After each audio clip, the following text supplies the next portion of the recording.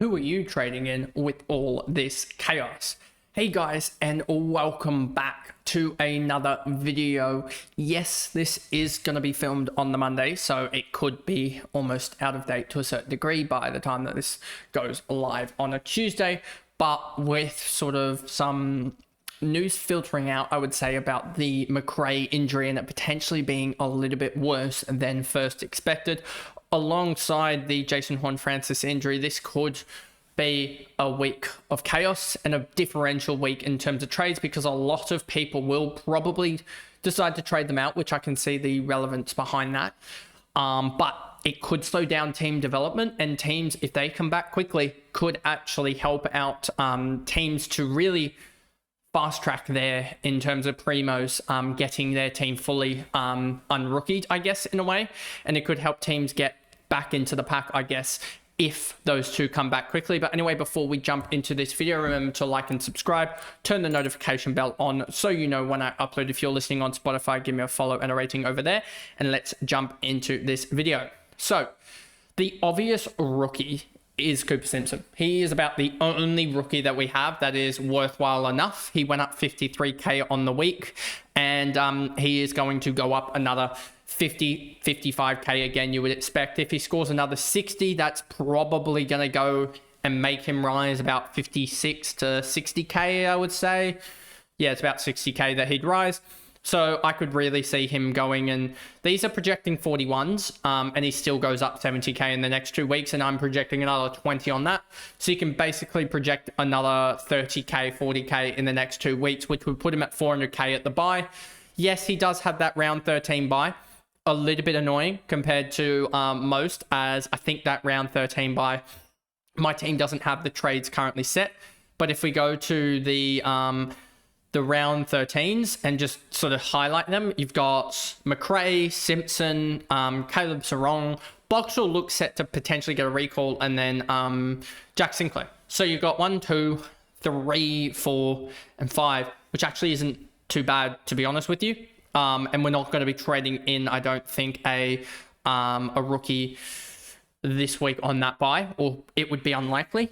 What is like O'Connor could be on that buy as well. So you could be starting to trade in some guys on that buy. And so you may end up with that buy just because of the way it is with rookies this year, with there being us having Camporelli as well as like James Leake as well as Connor Stone. That's already 3 guys plus Harry Boyd, etc. 4. So you're starting to jump up in terms of guys on that buy. So that is just a little bit of a worry. And we are on round 11, so you do need to probably not actually be trading in any of the round 12 guys. Do not be trading in any North players. Do not be trading in any Bulldogs players. Do not be trading in any Port players, I believe. Just because you can get them out of the buy now.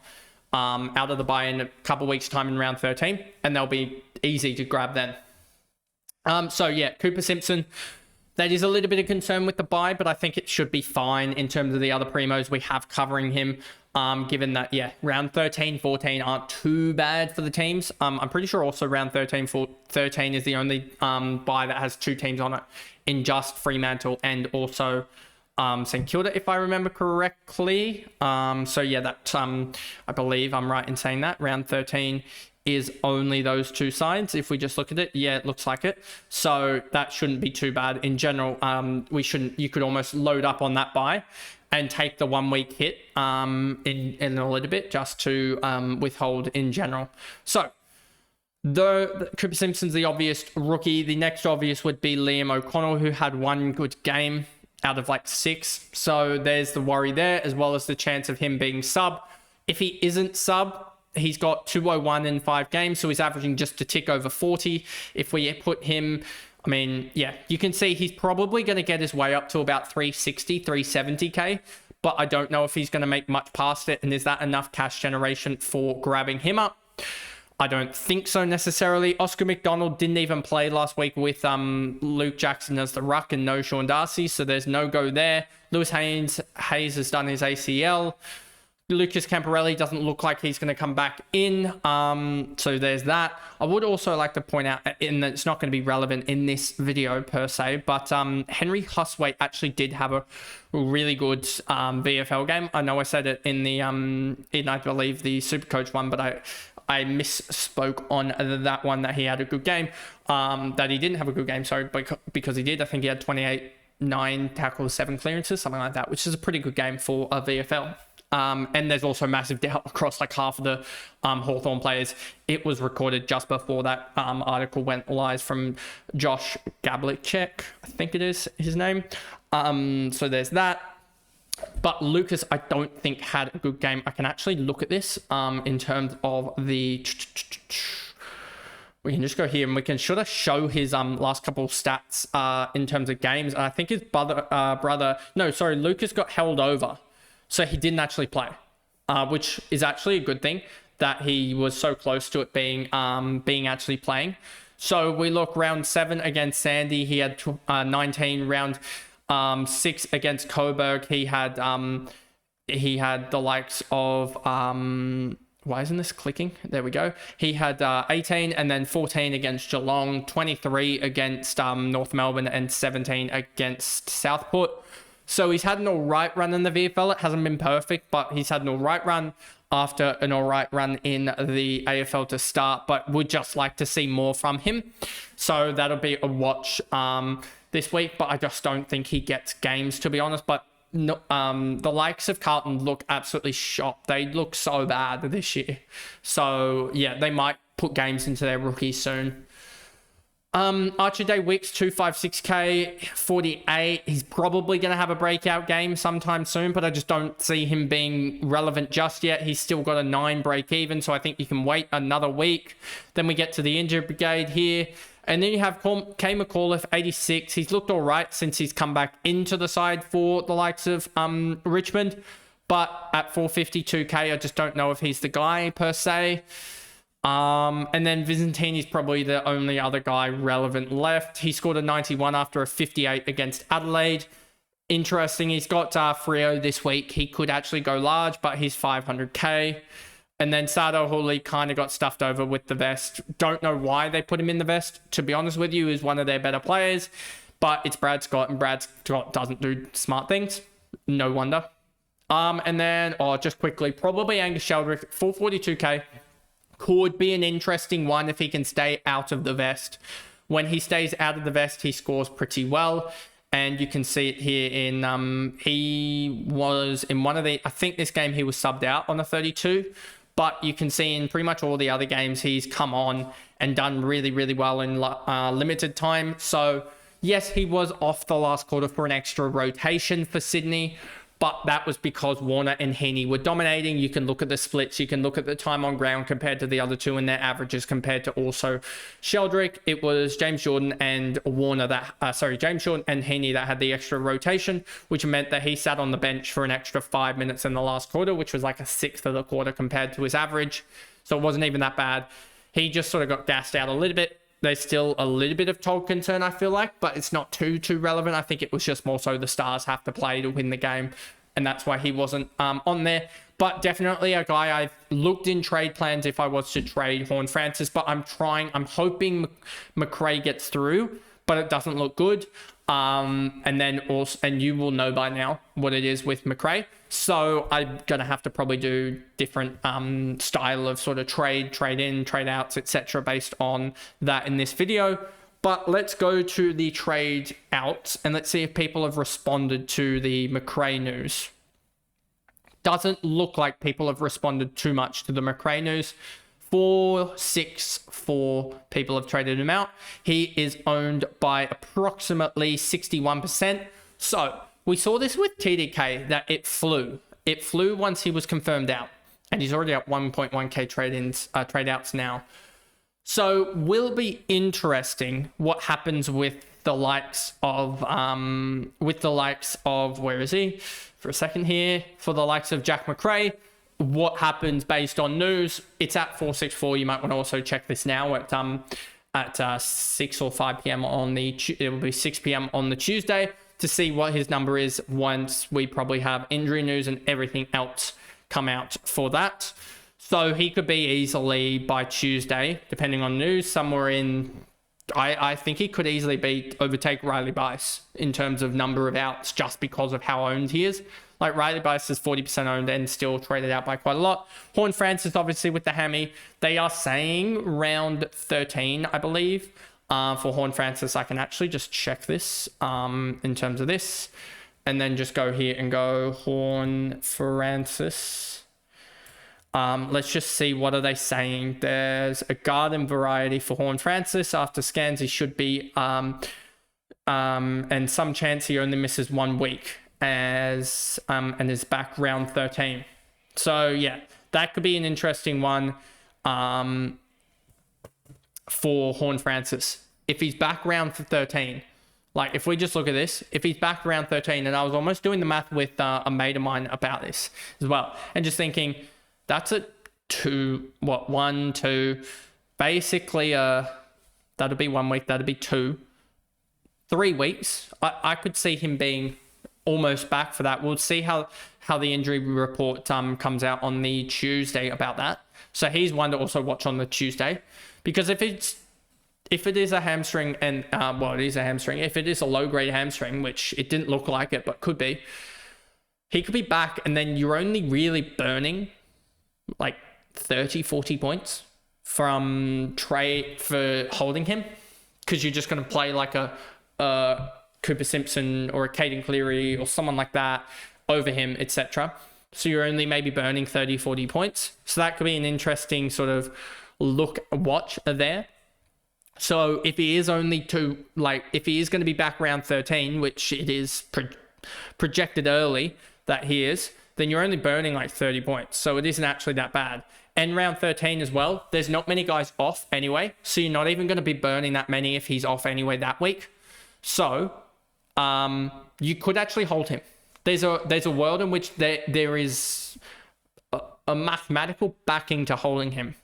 Because at most, I'll say this, at most you're probably burning 60 points or 70 points holding him, at most.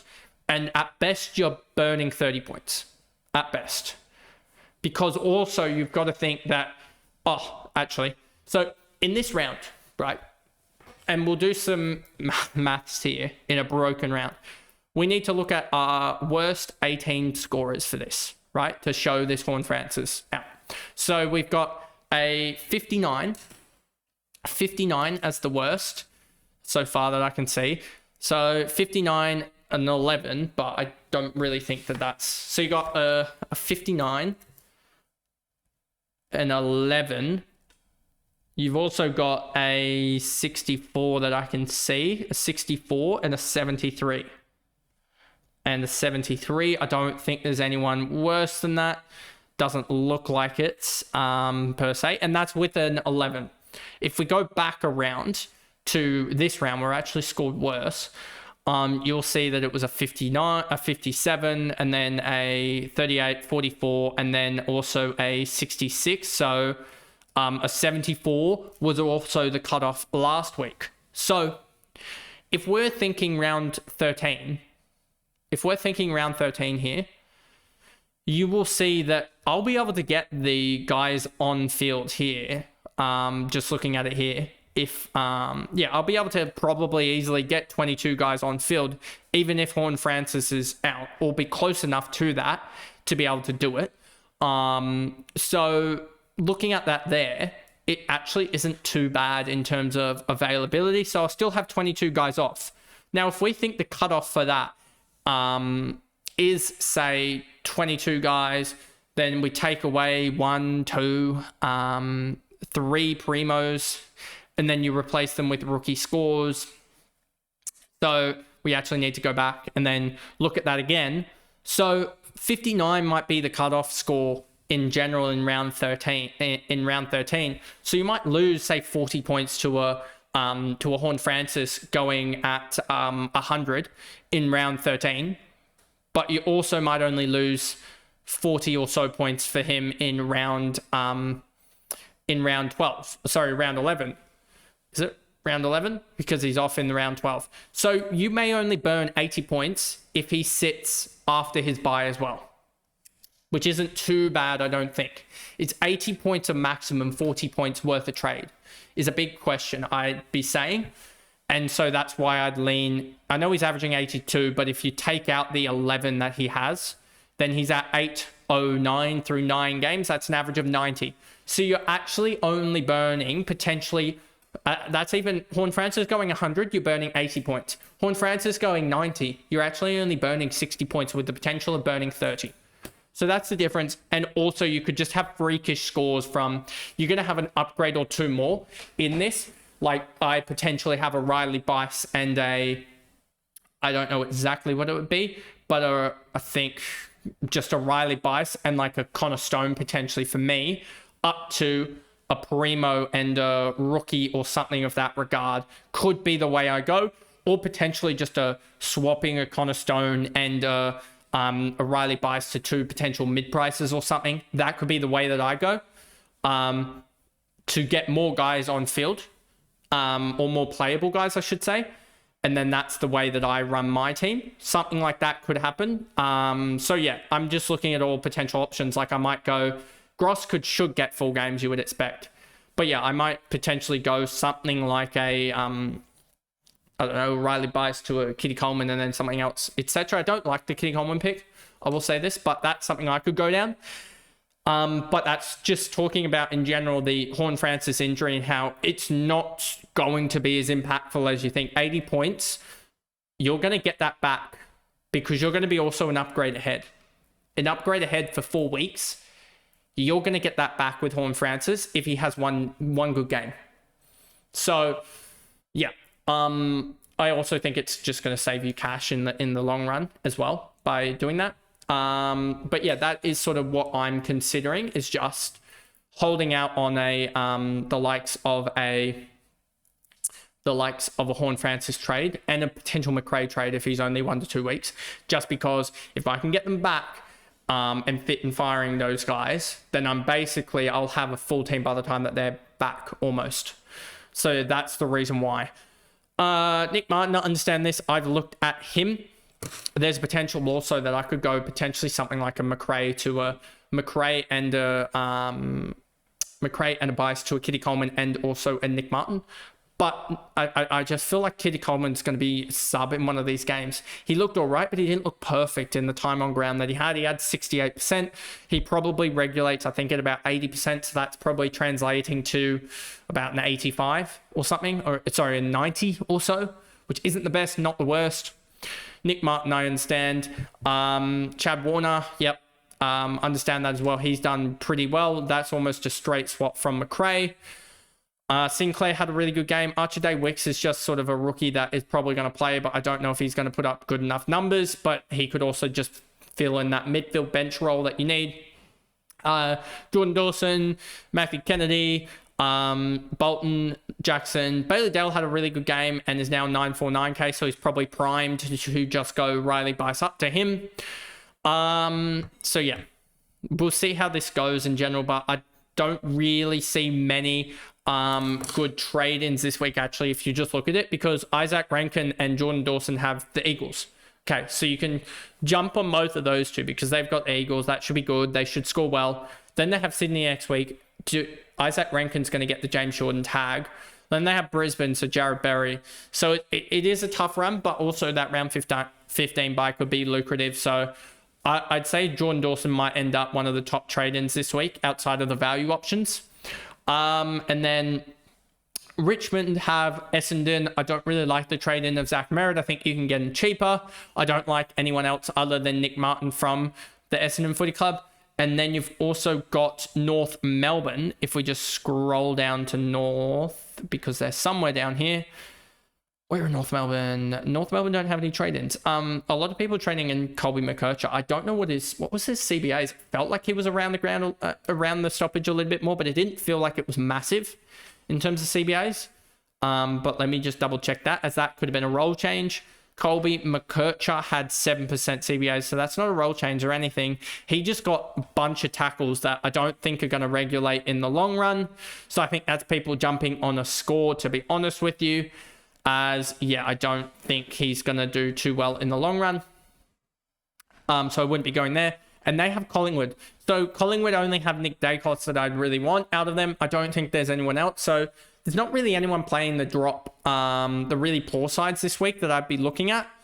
Who else plays like a St Kilda? Give me a St Kilda. Gold Coast Suns. They're looking at potentially tagging a Noah Anderson anyway, so I wouldn't be going there. If we just go to AFL ladder, is probably actually going to be the best way to AFL ladder 2025. Let's actually look at the bottom sides. West Coast, we already went through. North, we went through. Richmond, Port Adelaide, who do they have? Who do Port Adelaide have? They've got Freo. You could look at Andy Brayshaw, could be a potential target as well for some people, just because he's got Port Adelaide, but I'm pretty sure Port Adelaide are a restrictive side. So let's actually go here and just do this thing I should have done this whole time and look at defense versus position for last 10 midfielders.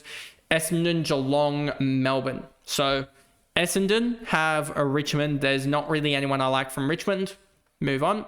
Geelong have, who did Geelong have? Where are Geelong? No, I can just type in a Geelong player like a Smith here and grab him. So they have the Bulldogs.